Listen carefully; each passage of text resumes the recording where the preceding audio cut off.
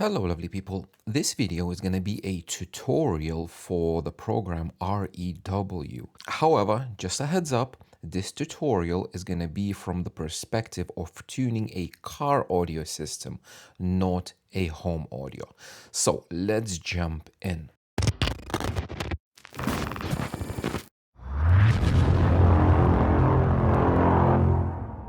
In this tutorial, I will be covering REW version 5.4, which is a beta version. I do have a tutorial for an older REW that is probably like 2 years old. So I decided to do a new one because some stuff has changed, and I'm specifically doing the beta because we know that beta after a while will become the official version. And I think it's beneficial to get to know the program kind of in advance, because this is where it's going. If we're going to go to REW webpage here, you're going to find your normal official stable versions.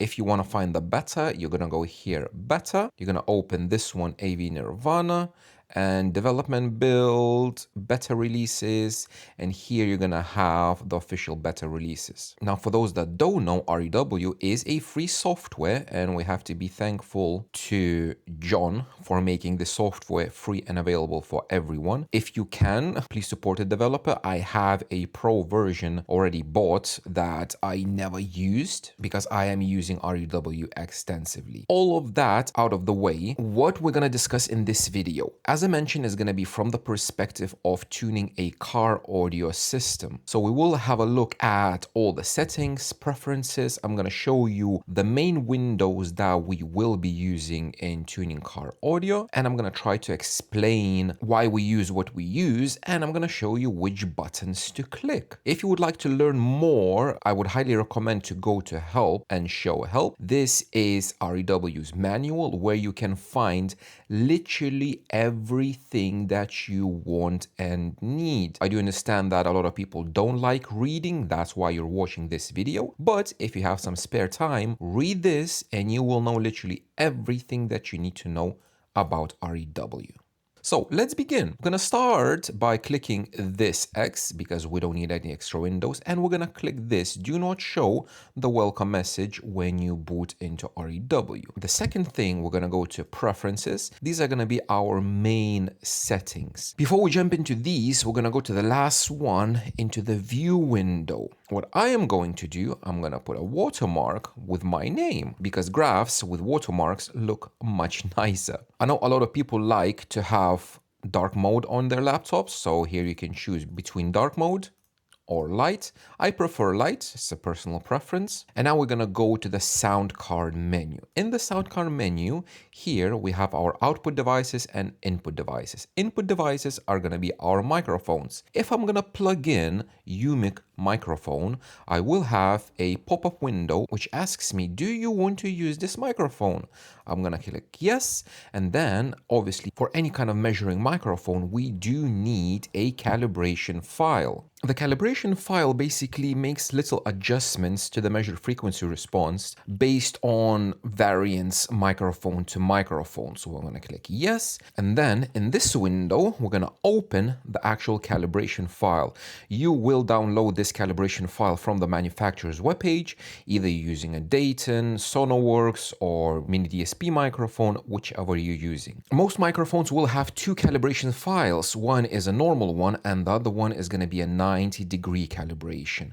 In a car, we will be using a 90-degree calibration file. If your microphone does not have it and has only this one, there are some workarounds, and you can make final adjustments either by ear or you can make a 90-degree calibration file. However, most of them will have, so we're going to choose 90-degree and we're going to open, close, and there we have it. Here in our inputs, we will select our microphone. Now, at the moment, I do have quite a few different devices connected to my laptop. I do have my microphone that I'm recording on. We do have our UMIC microphone. I do have Audio-Tech Fisher AMI audio measurement interface, and we do have our laptop things. If you notice, we have this prefix EXSL, which is exclusive, and the ones without.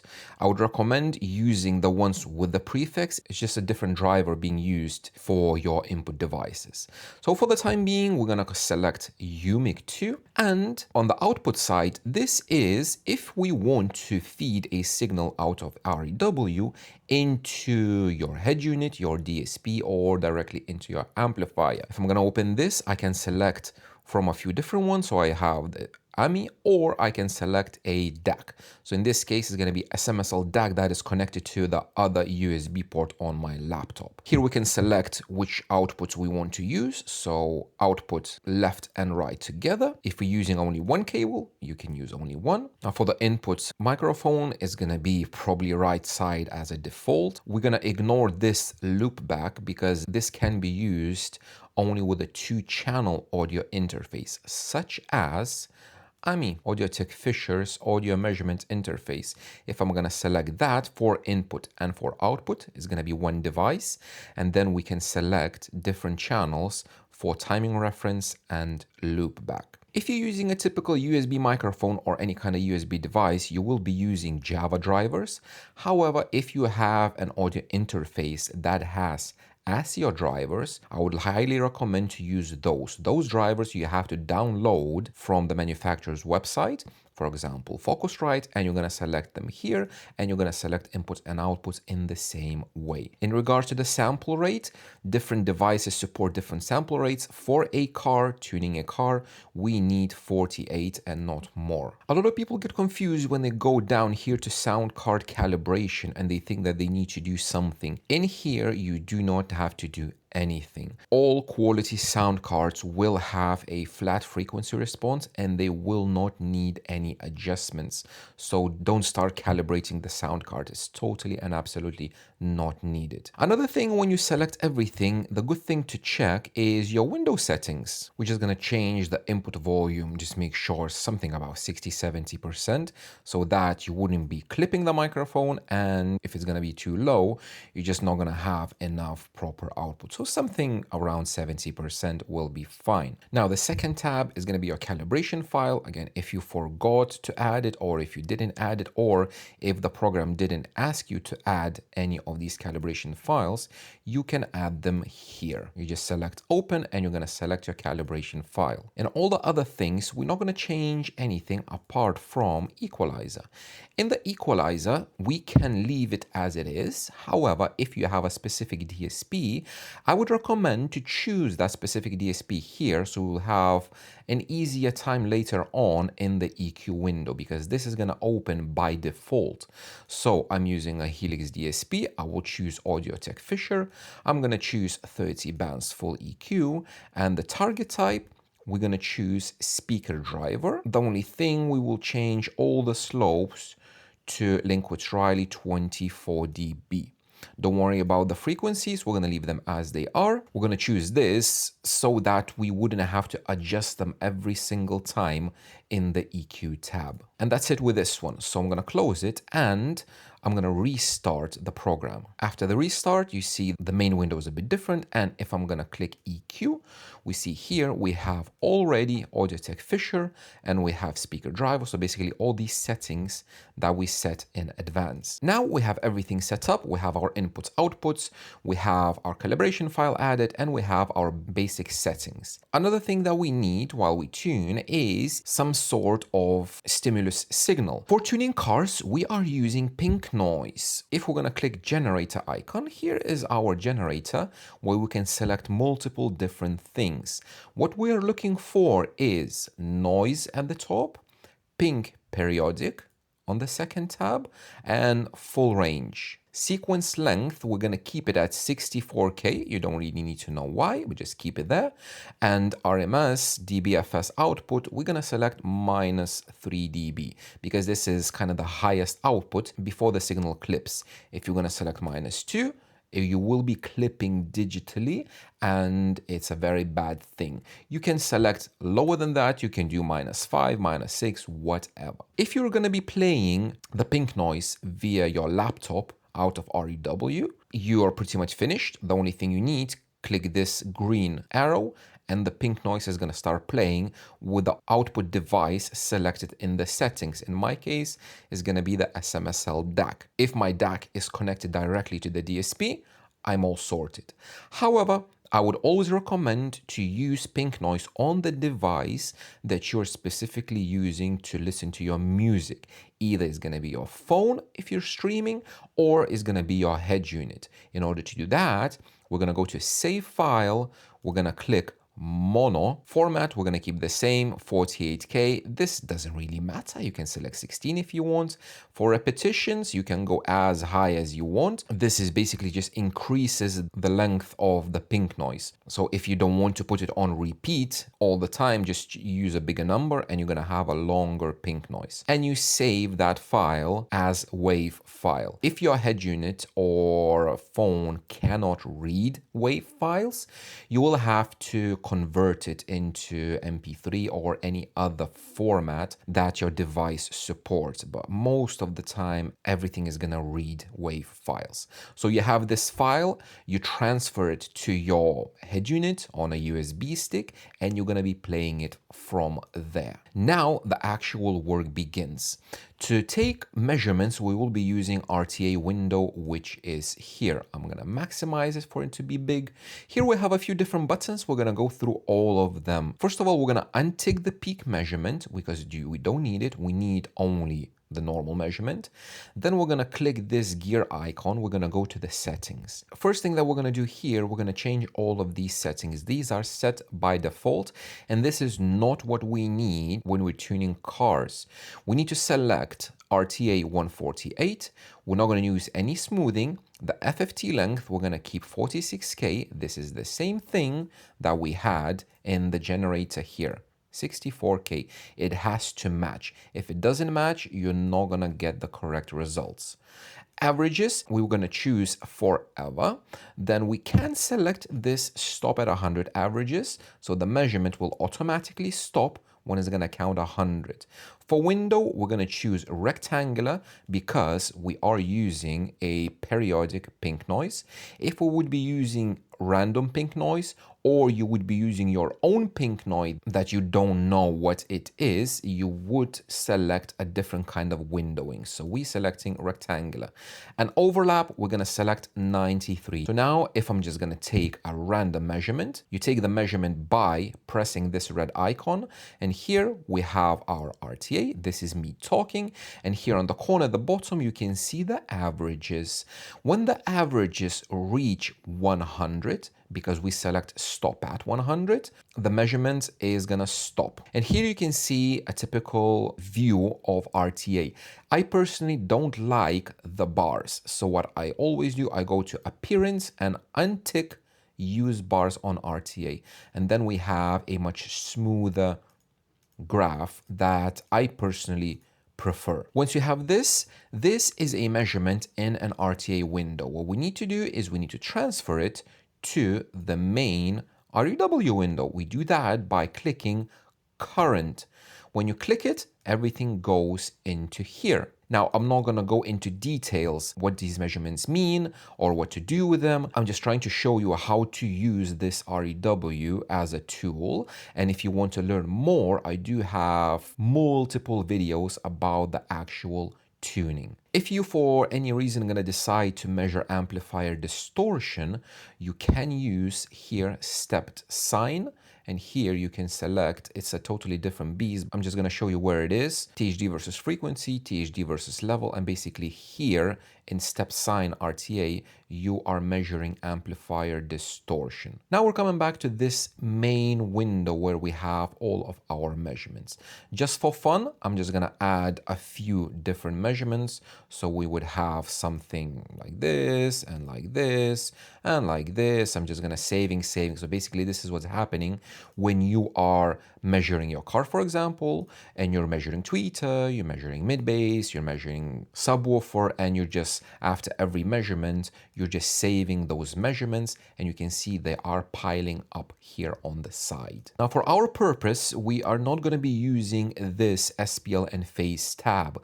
We will be using all SPL tab. This is the window where all of our work is gonna happen. On the sides, we do have our sliders that go up and down and to the sides. With the limits, we can gradually select whichever graph size we want, apply settings, it goes back to that. If you accidentally shift the frequency response somewhere and you want a quick way to go back, here in the corner, we have 2020, click it, everything goes back. If you're measuring subwoofer, you click it 10-200 and it zooms in into that specific frequency range. So 2020 it is for now. When you're measuring RTA in a car, it is always advisable to have your vertical scale, which is this SPL scale, in 5 dB increments. Now you can see it is jiggity jaggedy. If I'm gonna zoom in, something like this, everything is gonna look flat. And this is a mistake that a lot of people do when they take a measurement. They see this, they post it and they say, oh, my system is flat, everything is very nice. However, you see that the difference here is 10 dB per grid. So what we're trying to do, again, 5 dB, this is a high resolution screen, so 5 dB is a bit compact. You can expand on it if you want. For now, we're going to keep it something like this. So I showed you one way how to take the measurements in RTA. The second way that is much more popular in home and not in cars is the measure tab, where you do a sweep. Now in a cars, we do sweeps only if we want impulse response measurement, if we want to see the time arrival of the drivers.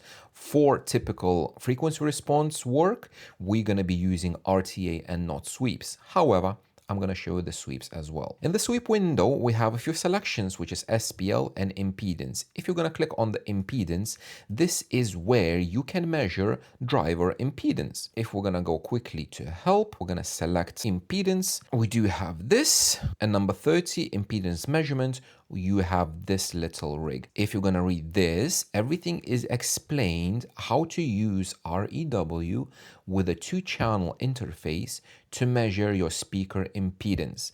All you need is a few connectors, a few wires, and a few resistors. With that, you can do exactly the same as you would do with Dayton DATs. So you don't have to buy a device for $100-200. You can use REW that is free. All you need is an audio interface. And in regards to that, if you go to tools, you have a tool to measure your Thiel small parameters with added mass method or a sealed box. We don't use it for tuning. I'm just showing you what REW can do because it's a very versatile tool. So let's go back to SPL. Here is your measurement name. You don't have to add it. You can name stuff later on. This is what you're sweeping from and to. If you're sweeping a subwoofer, there's no really need to sweep up to 20K. You just select 200. If you're doing tweeters, probably you're gonna do 1000 to 20K. It depends. You can do 2020 if you want. dBFS is your signal strength that you're sending out of REW.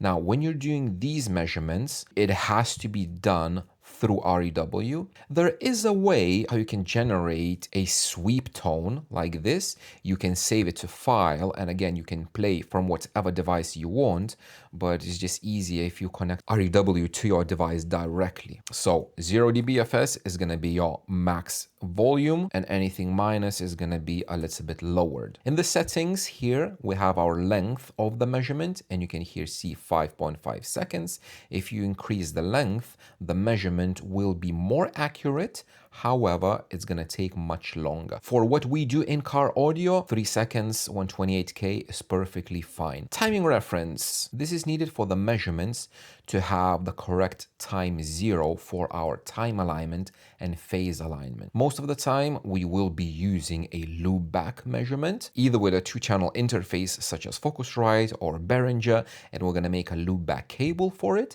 Or in my case, I can use Audio-Tech Fisher Ami that has a built-in loopback. In a car, I would not recommend using acoustical timing reference. It can be done, but it's very tricky. I have a long video about this. And after that, a few different settings. Again, sample rate, your output and input, and then you can do your measurement. So let me very quickly swap the UMIC for Audio-Tech Fisher Ami because I have it connected, and we're gonna go back to the same measure tab.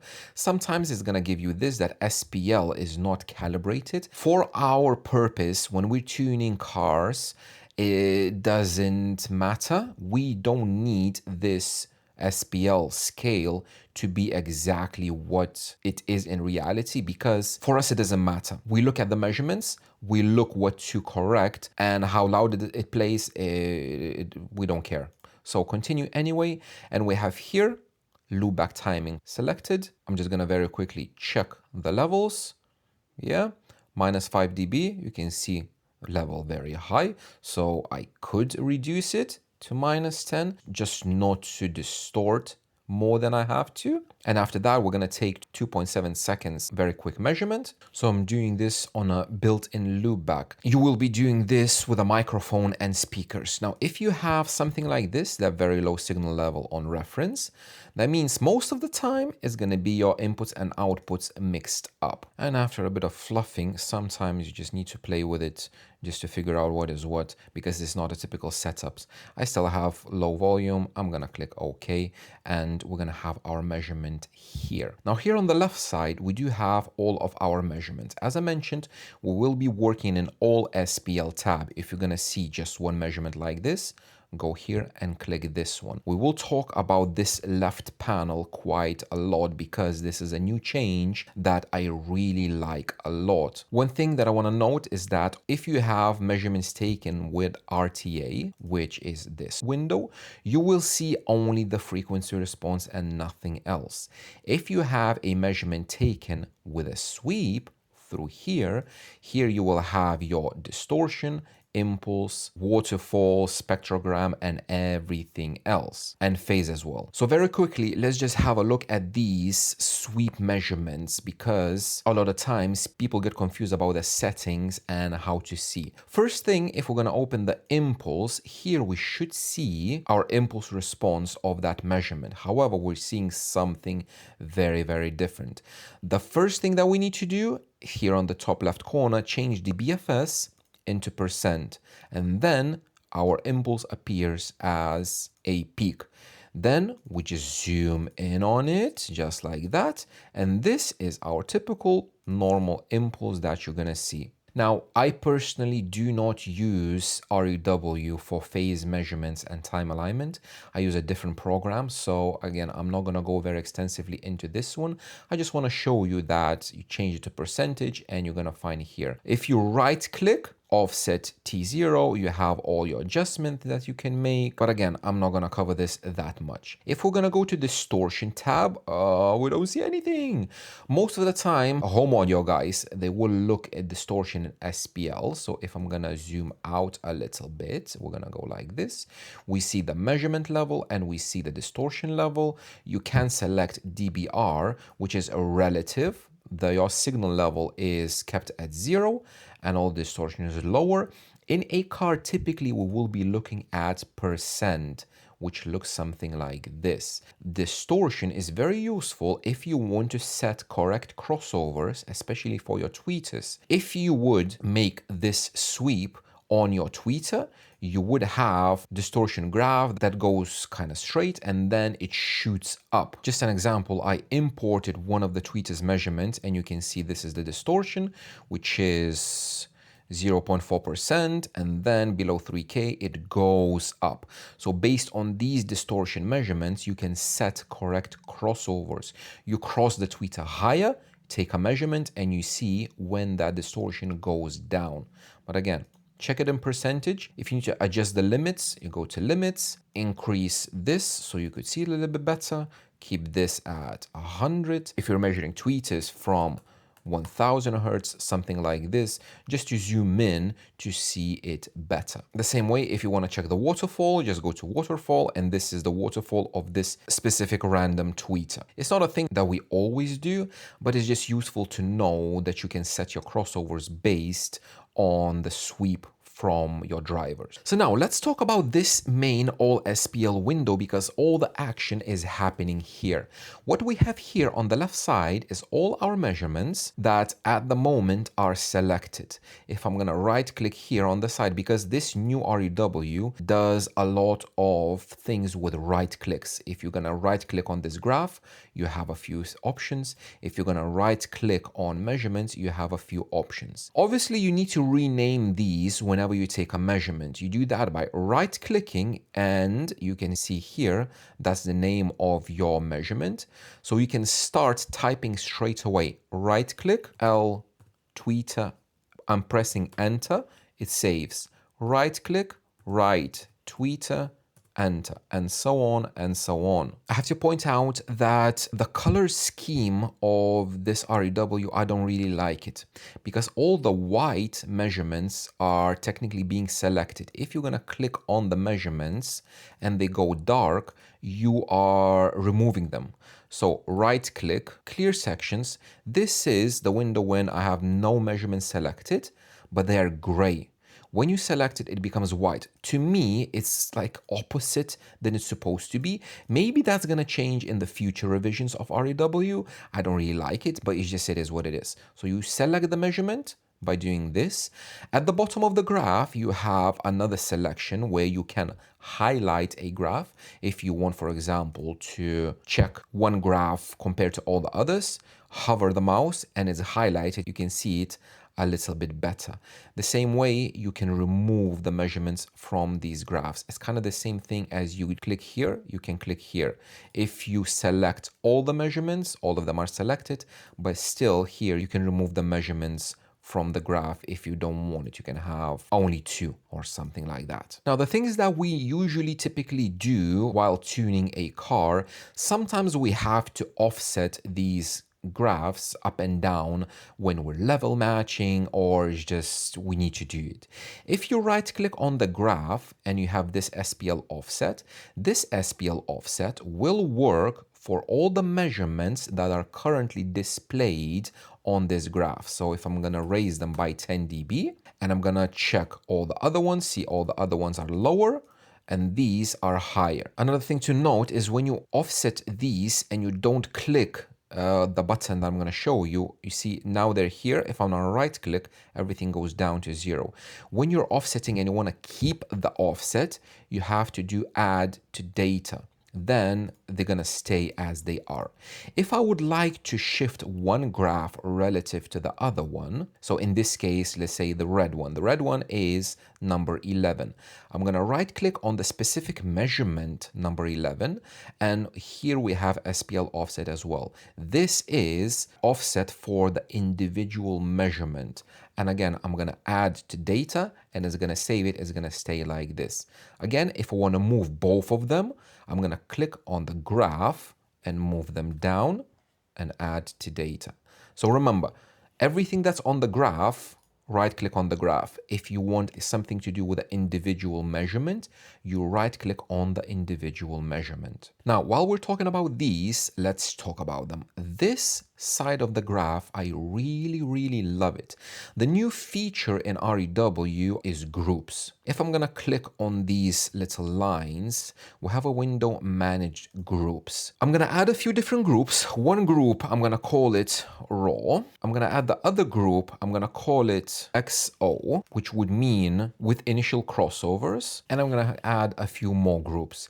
You can choose a different color for each group to separate it. And basically these are acting as folders in a typical like Windows system where you can add these measurements to specific groups. So first of all, we need to select the measurements that we want to add. I'm gonna clear selections because it is confusing with the colors. And I'm gonna choose this, and this as my raw. Right click because you have all of these selected, add to group, raw. And now all those measurements go into a specific folder, which raw to me is before any adjustments, before crossovers, before EQ. I'm gonna select this and this. I'm gonna right click and add this group to EQ after EQ. And I'm gonna select this, right click, XO with crossovers. So now everything becomes much more compact and easier to find and understand. If I will expand the groups, we have this, everything is color coded. Now, again, these colors are opposite to what I want. If I'm gonna select the measurement, it goes white. To me, it should be the opposite. The selected measurement should get the color of the group, not when you're like deselecting.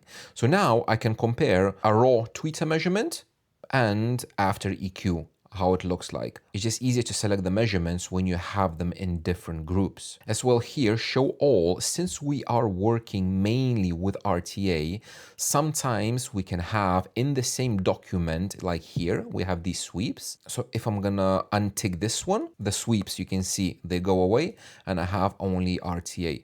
We can do the opposite. If I'm gonna deselect RTA, I have only the sweeps left. So it is much cleaner to work with this. And these groups, I love them. Let me show you specifically why. This is a typical document from one of my tuning sessions when I tune my car.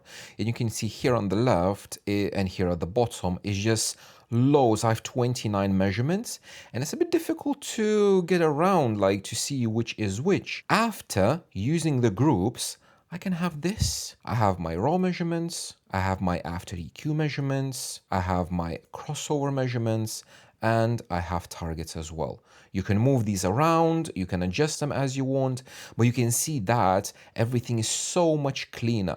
As well, if you click this little button, it condenses everything even more by removing these little graphs.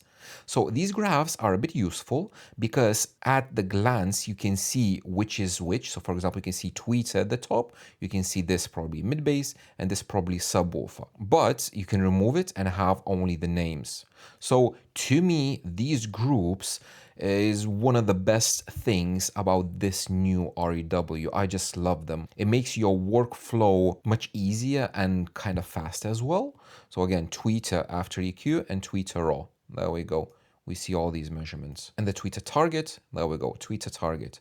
We have all of these and it's just easier to find things. So now, since I have this file open, we can cover another window that we will be using extensively, which is the EQ window. You can open the EQ window from here, just like that.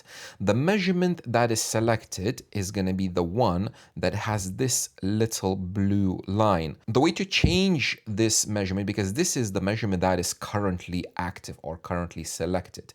If you go back to SPL and phase, whichever measurement you select, that measurement will be the active one. If you are in all SPL window, you need to double click the measurement and it will be the active one. And the active measurement will be shown in the EQ. The other way how to open the EQ with that specific measurement, you just right click on that specific measurement and go to EQ. And then you're gonna have that specific measurement open. In the EQ window, I'm gonna maximize it. Again, we need to do a few little things before we start working with it. So first, we're gonna click this little arrow, it goes down. We have much more real estate to work in. I'm gonna adjust the graphs so I could see everything a little bit better. All of our adjustments gonna be here. If we want to change the smoothing of this measurement, we right click on the graph. It used to be in the cog, but now it's on the graph, right click, and you just select whichever smoothing you want, 1/3, or if you want variable or whatever you want. I'm gonna leave it at 148. At the very bottom of this graph, we have these quite a few different ticks. We will untick the response and we will untick the filter and target. What we want to see the predicted response and we want to see the target that we will be using to EQ to. On the left, we have a screenshot window where we can share this graph with RTA in Cars Facebook group if you want. You can do exactly the same here as well. Save it and share it in my group so we could see our measurements. Here, EQ filters are all your EQ filters that you can use. And here on the side, we have our settings. So first thing that I'm gonna show you is where to find the crossovers that you can apply to the response, because when people open the EQ window and they go here and this, and there's no crossovers. To find the crossovers, you need to select generic extended. And here, then you will have your low pass and your high pass. And basically then you can model. For example, I'm going to choose low pass. I'm going to cross this at 1000 hertz, link with Riley, 24 dB. And this is the crossover applied to the response.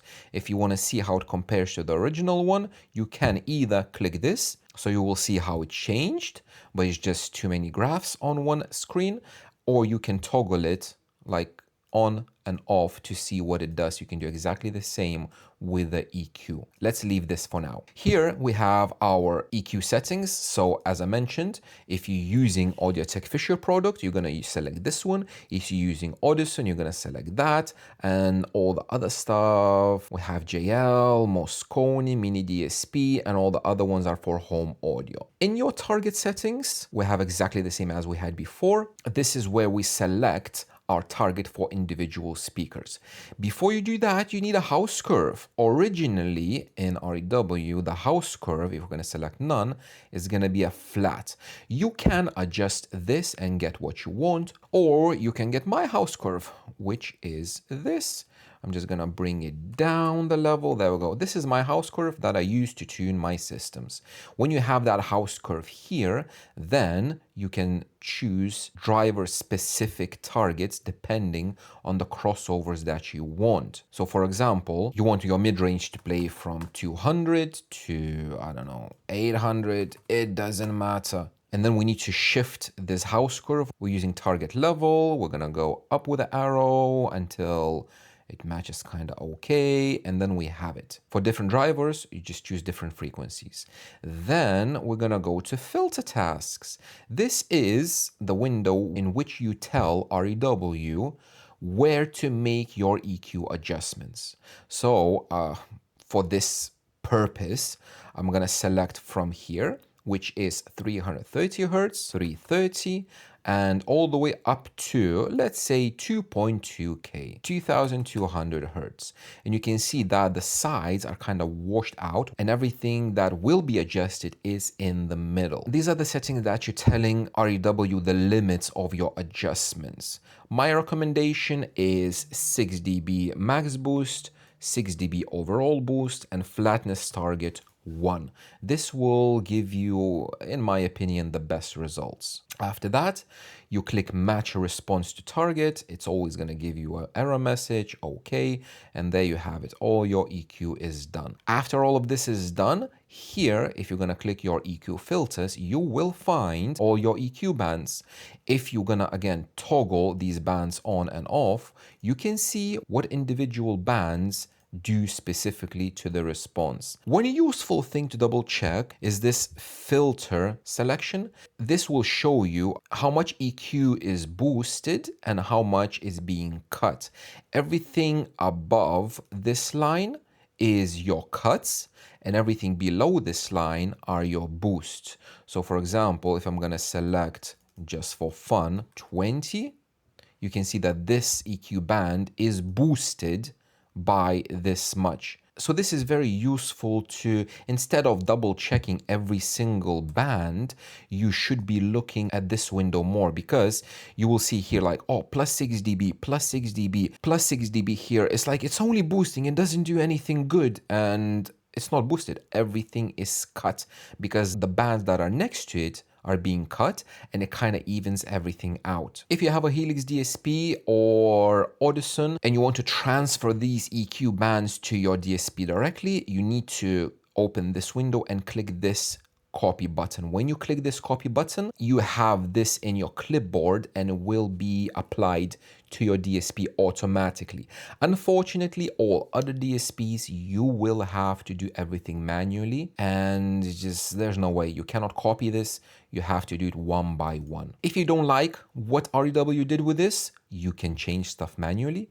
You can add some more bands here on the side, or you can adjust the current ones to whatever you like. After this is done, after you apply EQ to your DSP, what is useful to have is if you generate measurement from predicted. When you click on this, in the main window at the very, very bottom, you will have a new measurement, which is this specific theoretical response. After you take your measurement with a DSP, you can check if they match. If the measurement that is taken with a microphone matches with the one that is predicted by REW, happy days. Hooray. If it doesn't match, that means you have either resonances, either reflections, or something is wrong. But this is more tuning things than tutorial for REW. Model analysis and resonances, we're not touching them because for us it's not very useful. Another thing is in the target settings, probably I should have mentioned it before, you can generate measurement from target shape. So this one that you already done in here, if you generate the measurement, it will appear here as your target, as the measurement, and you can do whatever you want with it. One thing you're gonna notice that you cannot find anywhere to do any arithmetic. When we tune cars, we don't usually use any arithmetic functions, but sometimes it's kind of useful to add frequency responses or, I don't know, make a calibration file. So arithmetic is gonna be here. If you click on it, it's exactly the same like in the old REW. You select two frequency responses and you select what you want to do with them and you generate the measurement and it's gonna appear as the measurement. And then again, all of these, you can move them. Like if I'm gonna drag and drop, it's gonna appear here. You can shift it something like this. Now bear in mind that if you select 2 or 3 measurements, all of these measurements will be moved at the same time. Whichever measurements are selected, those will be moved. If you want to move only one measurement, select only one measurement and only then move it. As always, like in all my videos, I am talking way too much and expanding too much. However, I like explaining things in great detail so that later on there would be no questions afterwards. However, if you have any questions, please pop them in the comments under the video and we might address it in the future. But keep in mind that this video is not about tuning, not about the process of tuning, but specifically how to use this REW software and where to find new features, old features, or something that changed place, or explore something new like this side menu. So that's it. It's been a very long video. I hope it's been useful. I will be using this beta version from now on, so you will see this view in my future videos, and I will refer you back to this tutorial to understand what you're seeing and what is happening in general. Thank you very much for watching, guys, and I will see you in the next one.